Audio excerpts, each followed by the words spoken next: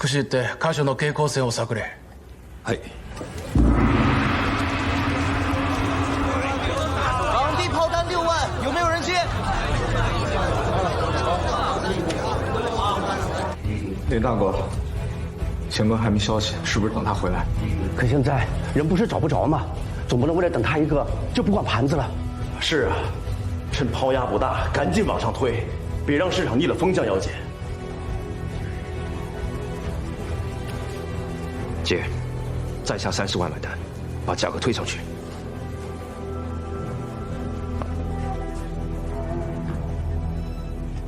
送到诊所结束了。没错，我试过抢救，但来不及了。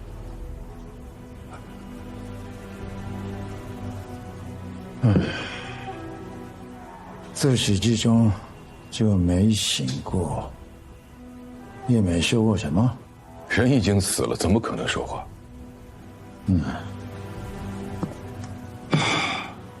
好，王队长，把里面的尸体还有这里所有人全都带回去。是。动手抓人！你们凭什么把我们带走？你们以为你们是警察？这是澳门，能随便抓人吗？小心我告你绑架！少他妈啰嗦！抓人！走开！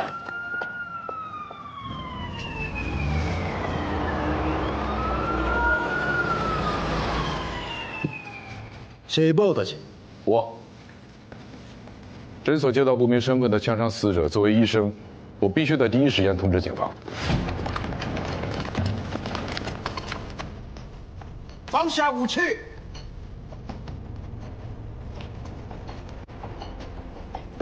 我是大日本皇军驻澳门特务机关长石龙柱，正在调查皇军香港逃犯事，请不要妨碍我的工作。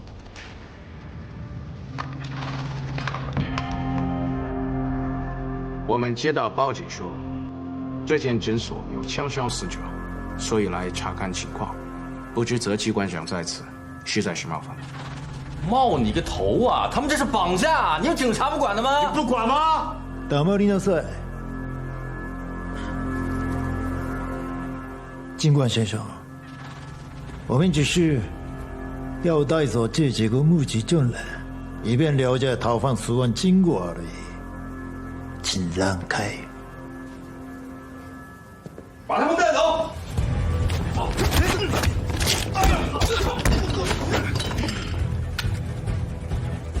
死者在哪？柯医生，柯医生，不是班，你叫记下来的，快把他们赶走。我叫来的。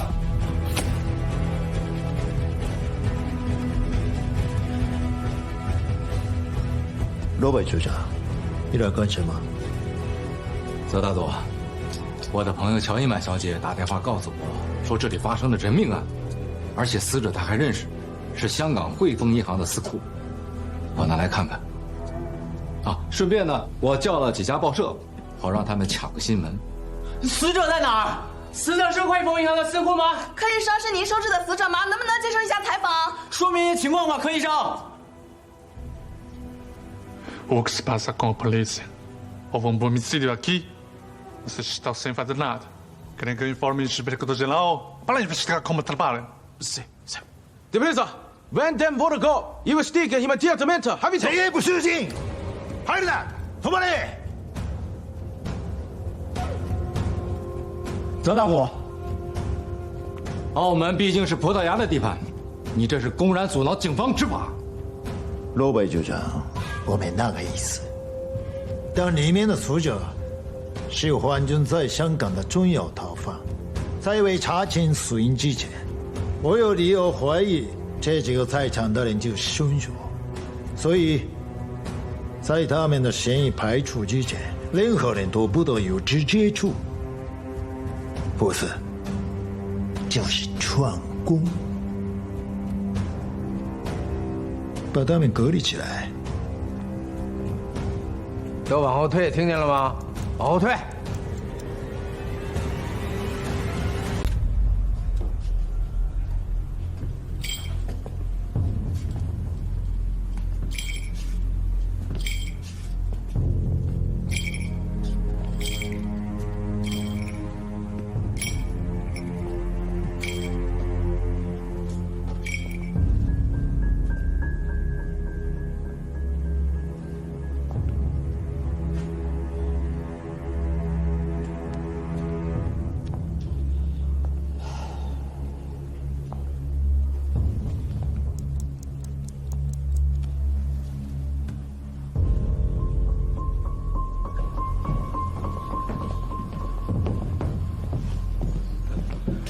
Olá, boa tarde.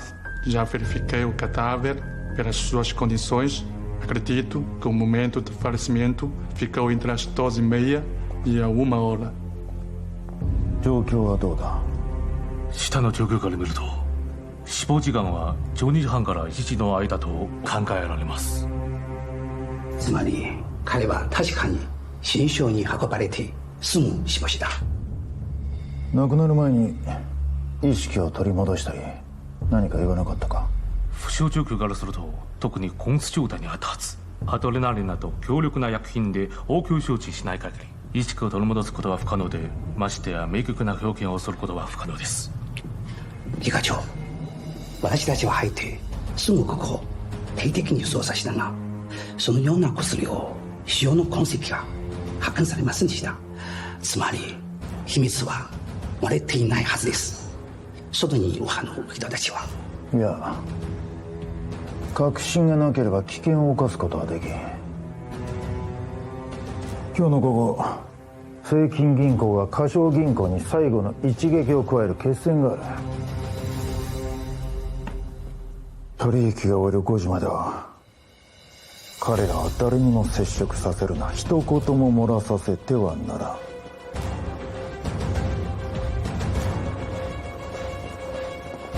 ん。いいか、検視は午後5時前に終わらせてはならん。言っている意味わかるな？はい。继续买，一定要稳在3块4以上。老林，我该陪梁老去罗德里那边了，剩下1个小时，这边靠你了。放心吧，虽然一直在拉锯，但我们4家的护盘资金还剩1大半，撑过这最后1个小时。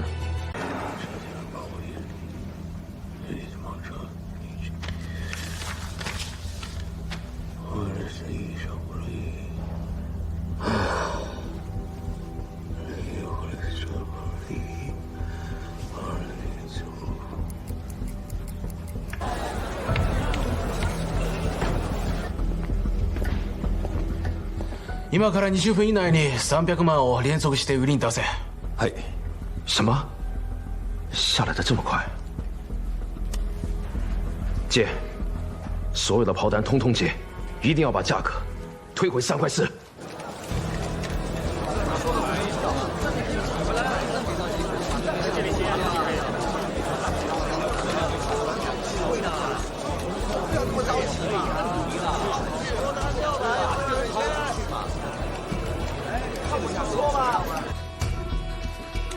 3块4毛3。刚才20分钟，我已经砸进去300多万。要是接下来有一个大的抛单，一个反应不过来，收盘价保不住怎么办？我们还剩多少资金？加上前面买进的，今天我们已经买进了500多万。就算把4家剩下的所有家底全算上，也只有400多万了。只剩10分钟了，以防万一，干脆我们赌一把，把剩下的钱全部下场买单。顶住价格，这样会不会太冒险了？必须要买，万一日本人收盘前继续下炮单，把价格打下来，收盘价还是守不住。按我们事先计算的，日本人手里应该没什么货了，我看可以。把各家剩下的资金全部下场买单，坚决把这个价格给我顶住。3.4 点まで上げて、さらに400万以上買い注も出したって？はい。ついに全てかけたな。残り9分だ。やるべきこと分かっているな。承知しております。418万买单，有没有抛的？千万不要抛单，千万不要抛单！买单成交，定价抛单200万。什么？买单全部成交，还新出了300万炮单？是啊，不，现在是500万，不，700万，又来了900万，总共900万炮单。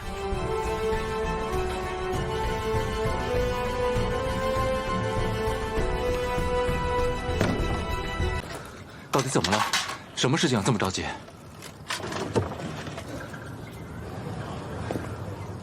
林大哥，我是何贤，下午的情况怎么样了？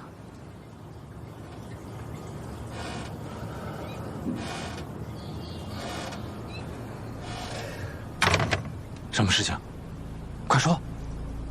洛白局长，澳门的金融要完了。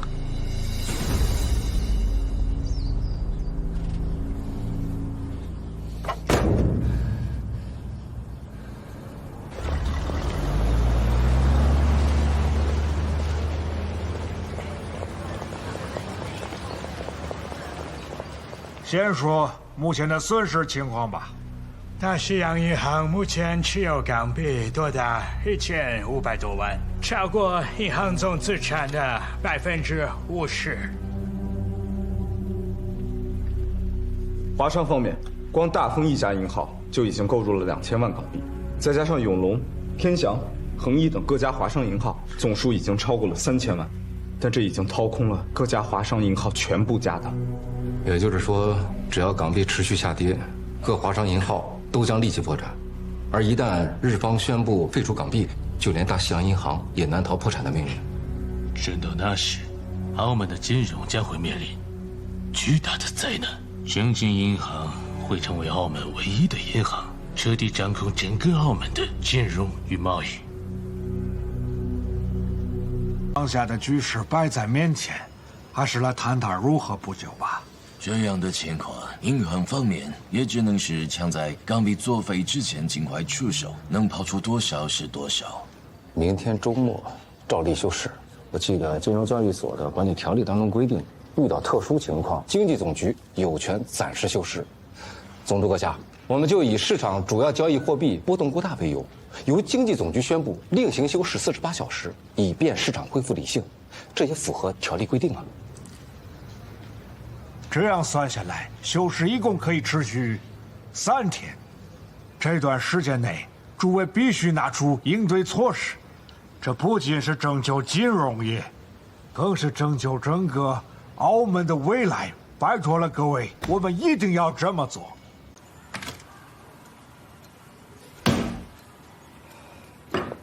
梁老，您刚出院，别动这么大气。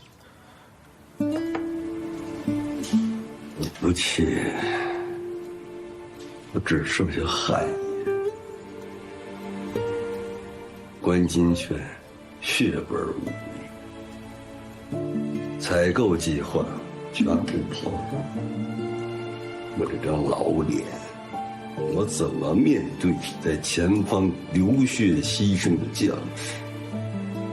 怎么面对4万万5千万同胞？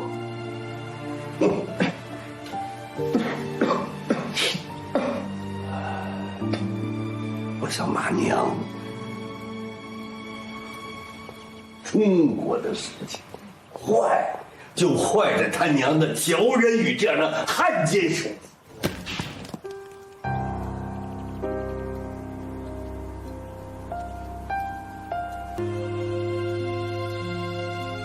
不可能，我哥是不可能帮日本人做事的。跟日本总督的照片都登出来了，会不会是他是在正常的履行他银行应该做的工作？你们也不能就因为一张照片就认定我哥他是汉奸吧？乔小姐，汇丰司库死前，把所有真相都告诉贤哥。你哥哥身为汇丰的高管，他应该比任何人都清楚，把这种无储备港币推向市场会带来的巨大危害。就因为他，整个澳门的金融业已经被逼上绝路。何止是澳门呢？你们懂吗？这对整个的抗战大局都会带来惨重的代价。可耻！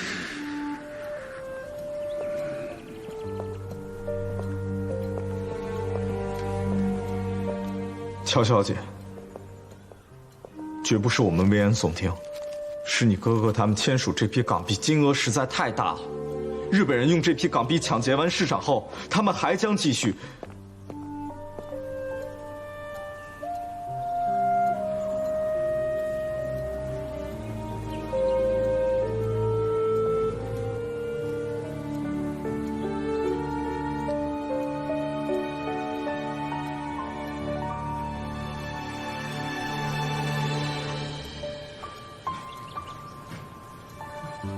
你早就知道了，是不是？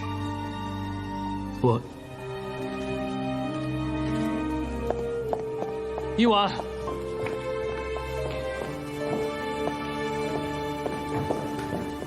乔老师，小玉，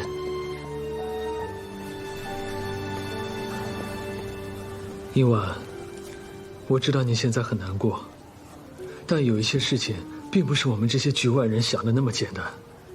日本人有多么的凶残，你哥哥落在他们的手里，吃了多少苦，受了多少罪，他们又会用什么样的手段来逼迫汇丰，逼迫你哥哥，我们根本想象不到。面对这帮毫无人性的野兽，也许一时没扛过去，这也都有可能的。不会的，我相信我哥哥，他不会的。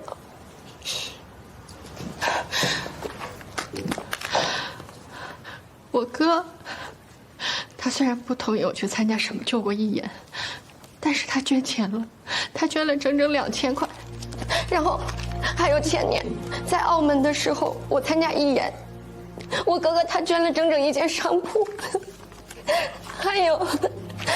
还有去年的时候，他捐献了20万的物资，还有哪怕是香港沦陷之前，他也在给大家捐物资。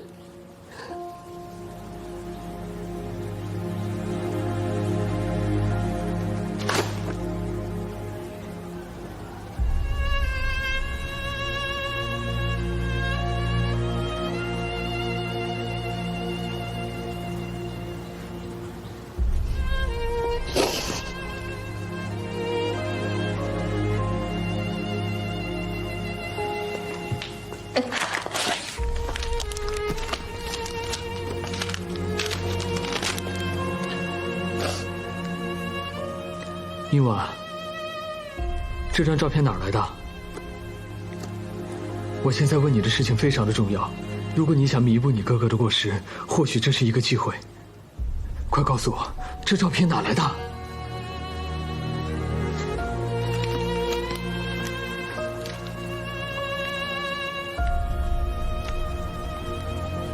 你看，人家李光全先生还给我们捐了一大笔钱，还跟我们合影留念了呢。李光前是什么人？你不知道吗？他是南洋橡胶大王。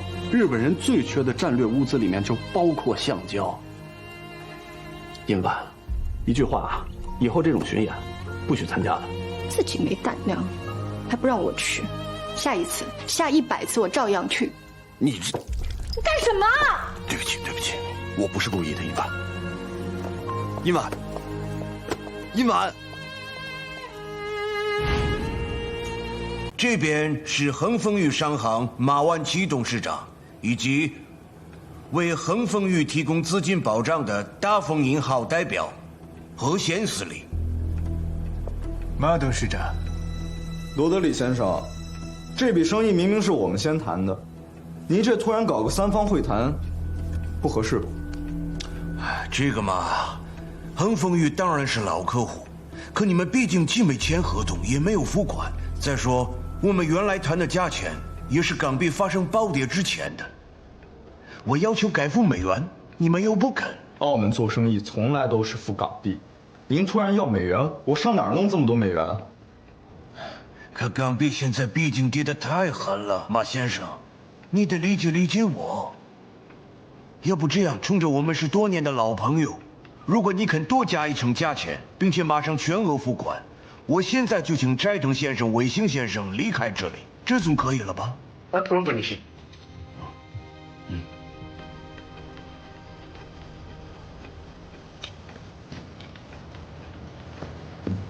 对不起啊，这批货金额实在太大，你们又要加价，我们实在承受不了。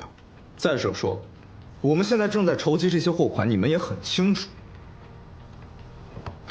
如果要再弄美元，总得给我们一点时间吧。那就是说，你们既不肯加价，也不肯马上付款了。斋藤先生、尾行先生，那你们呢？你们可以付美元吗？在敲定具体付款方式前，我方有个小小的请求。不知罗德里先生是否肯满足？哦，请说。就是我曾经在电话中和您说过的这一批橡胶的进口凭证。我先声明，您在生意上的信誉，我个人绝对信得过。但是这一笔交易的金额实在是数额巨大，银行只有银行的规矩嘛。我罗德里在澳门经商这么多年，被对方要求当场查验进货合同，这还是第一次。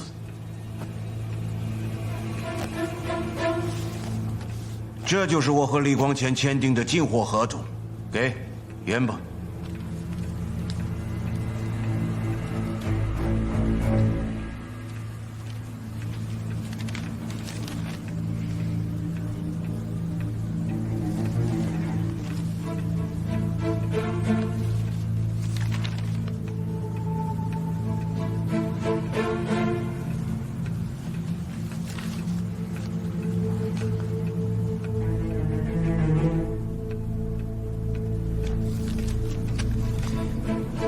您稍等一下，我还有位客人忘记介绍给大家了。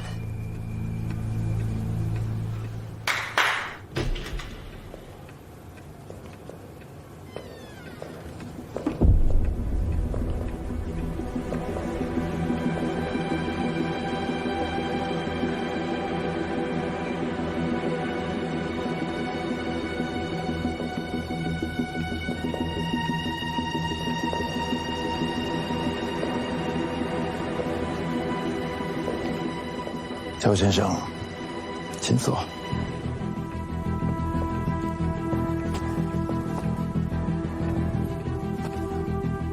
介绍一下，这位是香港汇丰银行总会计师邱仁宇先生。邱先生，东西都带来了吧？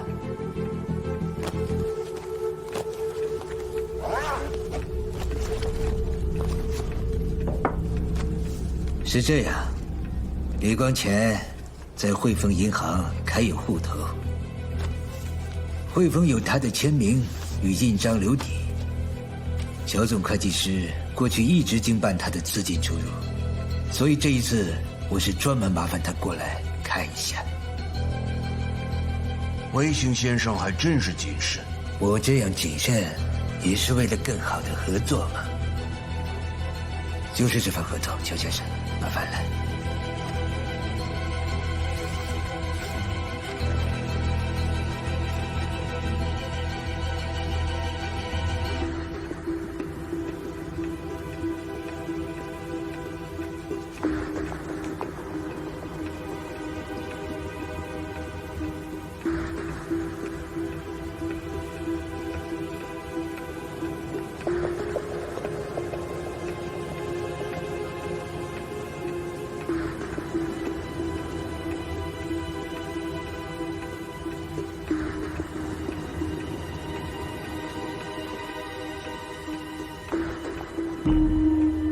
你看，人家李光前先生还给我们捐了一大笔钱，还跟我们合影留念了呢。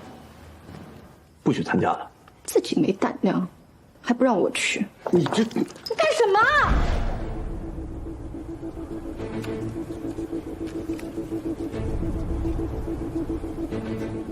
到底什么机密，非要到何先生府上来谈，还不能告诉别人？橡胶大王李光前有一个规矩，只有在1000万美金以上的生意，他才会亲自出面签合同，是这样吗？没错，一般的人想要见他一面都难，更别说小生意签合同了。也就是说，你也没跟他签过合同，也没见过他的签名。别说我了，全澳门见过他签名的，恐怕都找不出几个来。哎，为什么这个签名缺了一角？殷婉说，有一次他们兄妹之间拌嘴，乔仁宇不小心弄的。只不过缺了最后的一个小半边，不影响辨识。行，缺就缺，就按着原样磨。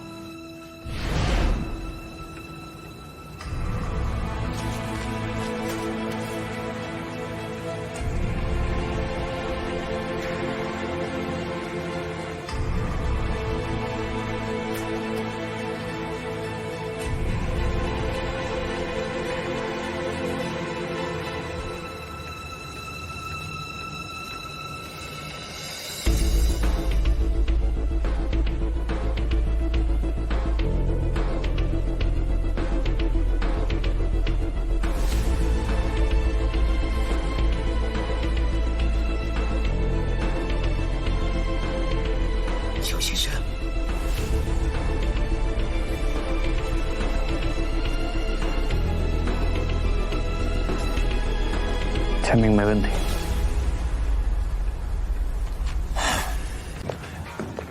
焦先生，没问题，没问题。酒也喝过了，应该回去休息了。知道了。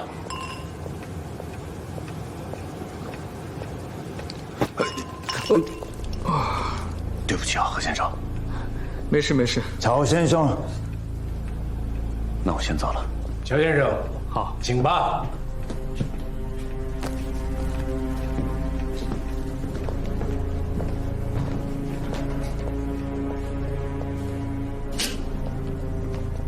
哦，好。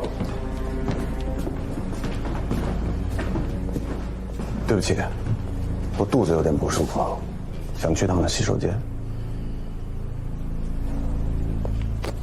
替乔先生放到车上，去吧。实在不好意思，先生，对不起，这个不怪你，这个可能得到洗手间去处理一下。哦，哎，不好意思啊，多谢啊。大哥，乔先生，请吧。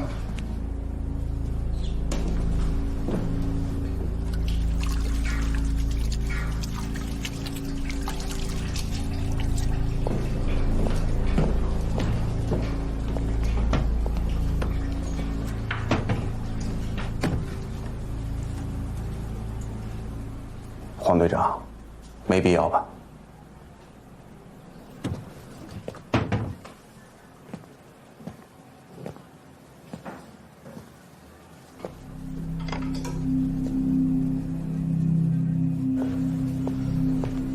站住！怎么回事？怎么连洗手间都不让用？说了不能进就不能进，不方便啦，真是不好意思。你们还讲不讲道理啊？老子就是道理。大哥，黄队长，贤哥，怎么了？衣服脏了，要进去清理一下。你这人怎么回事？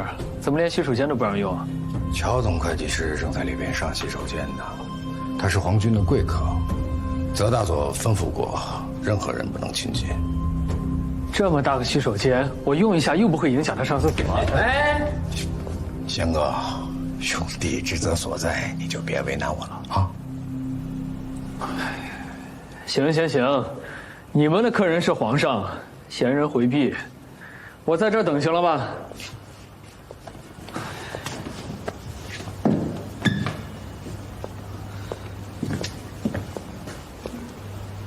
对不起了，何先生，久等了。黄队长，我现在能进去了吧？等等。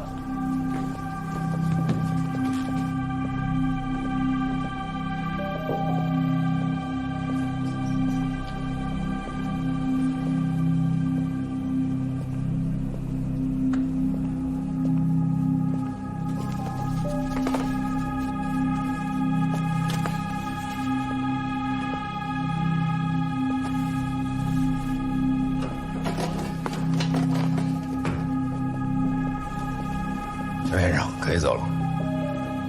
贤哥，请吧。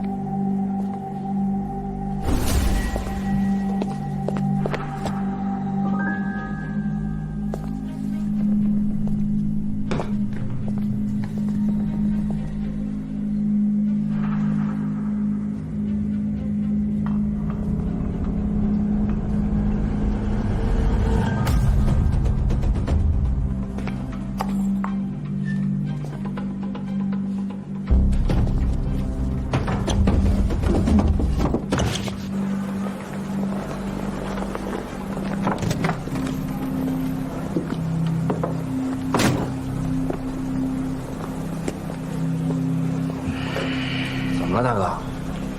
我怎么觉觉得好像哪儿有点不太对劲呢。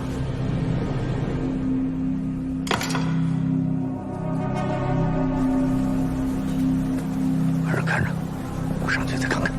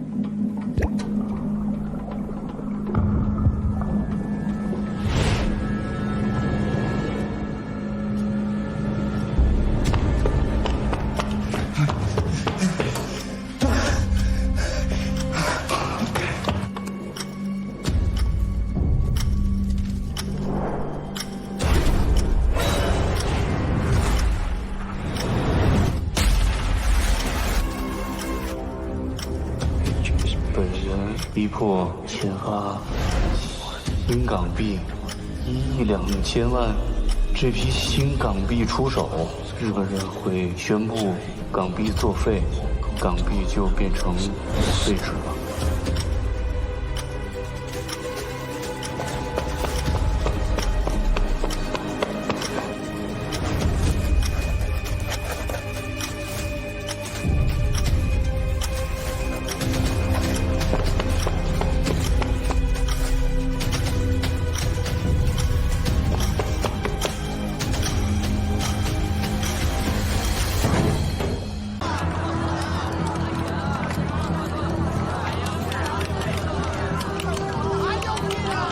2块6，抛单30万。2块5毛8，抛单35万。2块5毛6，抛单50万。2块5毛3，抛单30万。好，继续抛。对。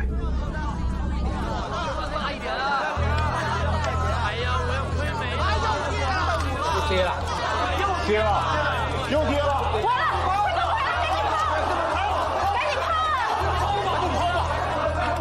封盘了！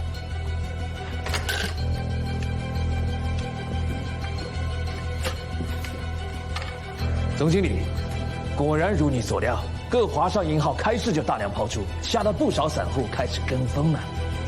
魏行先生，这样下去很快会跌破2块4，和我们之前计算的一样，可以按计划出手了。既然乔总会计师帮我们分析出了他们的计划，又何必着急动手？先看他们怎么演。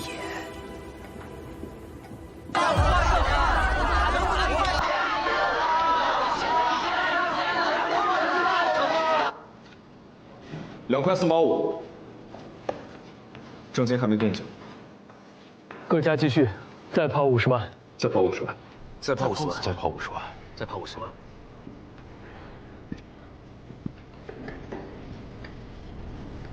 魏行先生，华盛回购的目标价格估计已经到了，再不出手可就来不及了。是啊，也该是我们行动的时候。通知交易员抛出100万。抛出？没错，抛出。证金刚刚出手。抛了多少？抛，不是该买吗？怎么会抛？到底多少？抛了100万，现在的价格是2块3毛6。压他一头。再抛150万，再抛150万，再抛150万，再抛150万，再抛150万。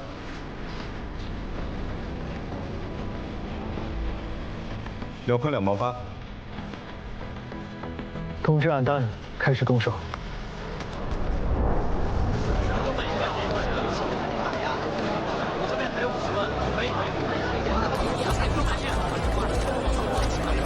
港币买进50万。港币买进80万。要港币买进80万。四大华商银行明面上还在跑，但按照报告，各柜台都有人在暗中低价扫货，大都是华商派的暗桩。不光我们和散户的炮弹，华商抛的货也大都被他们重新吃回去了。狐狸尾巴藏不住了，乔先生，你预计的没错，那帮华商确实是在左手倒右手，玩欲擒故纵、先去后取这一招数。刘梦，赶快通知交易员，有多少炮弹全数买进，把价格先推上2块7，不给华资银行任何吃回去的机会。嗨。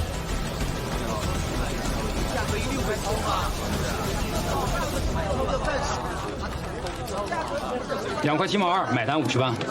2块7毛2，买单50万。行不行啊？行，身上说。出手。一会儿还要升啊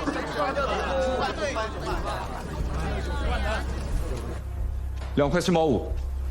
太好了，伟星这老狐狸中酸上当了。阿贤，要不让安丹也去抢货，逼他们往上推。不。 通知各交易员，加大炮弹。四大华商银行都加大了炮弹，到现在为止，我们已经吃进400万了。总经理，还要死守2块7吗？乔先生以为呢？既然他们有4500万的货，只要维持住底仓，哪有不拼一把的道理？说得好。刘木，放开吃有多少吃多少，把价格一口气推上3块。 直接给我推到3块啊！今天收市前他们要凑齐6000多万，我倒要看看他们还敢抛多少。我们静观其变。3块05买单50万，3块1买单80万，3块2买单100万，我买100万。3块2毛4。阿贤，你怎么知道我们越抛，尾行就会越往上推？只要我们和大西洋共同维持在4000万以上的底仓，多出来的部分，我们抛得越狠。 尾行越会认为我们是在欲擒故纵，为了避免涨跌反复引起散户恐慌，他一定会选择一步推到位。那接下来呢？接下来就是我们4大华商银号进退两难的戏码了。除了让交易员和暗桩愁眉苦脸之外，其他的我们什么都不用做。总经理，耽搁多小时了？华商的明暗人手还是一点动静都没有。继续抛。 他们的底仓维持不住了，如果买的话，价格又已经被我们推高，买也买不起，除了干瞪眼，还能干什么？距离中午休市还有不到10分钟的时间，整个上午，郑金只消耗了不到1/3的护盘资金，就已经把对手打得毫无还手之力。卫星先生，这一仗，您打得漂亮。哪里？ 乔先生才是高手，跟我旗鼓相当，英雄相惜。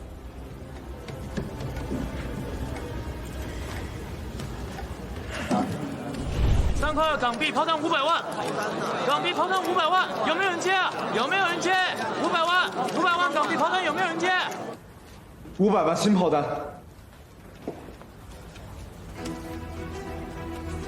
Eles estão na linha de frente. E a nossa única obrigação é esperar conforme acordado, até que eles obtenham sucesso, para que também possamos sair ilesos. Não seria o melhor cenário? Por que sabotá-los no momento crucial? Se eles falharem, o que os bancos podem ganhar com isso? Como bolado e labelado pelo comerciante chinês era muito arriscado, apostando muito com pouco. Qualquer pequeno erro poderia levar à perda total. E o banco sofreria prejuízos e seria levado à falência junto com eles. A única saída é vender as nossas posições enquanto ainda tem valor. Se agirmos rápido, o prejuízo máximo será de 2 a 3 milhões. Pelo menos o banco sobreviverá. Mas ao lançarmos essas ordens de venda, o esquema será desmantelado e o banco chinês será esmagado pelo Banco Yokohama até o último centavo. Estamos a sacrificar os chineses como carne para canhão. Assim, desse jeito. Lamentamos, Rodrigo. É a única forma segura de salvar o banco. Também é uma decisão do Conselho.